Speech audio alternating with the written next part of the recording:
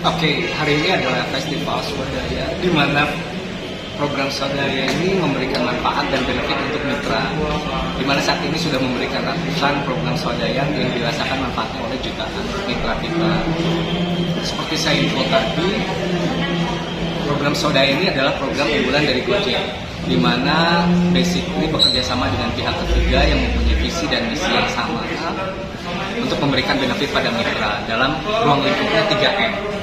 Merencanakan, melindungi, dan mengurangi. Merencanakan, mereka mempunyai saving, tabungan, dan bisa lebih merencanakan finansial mereka.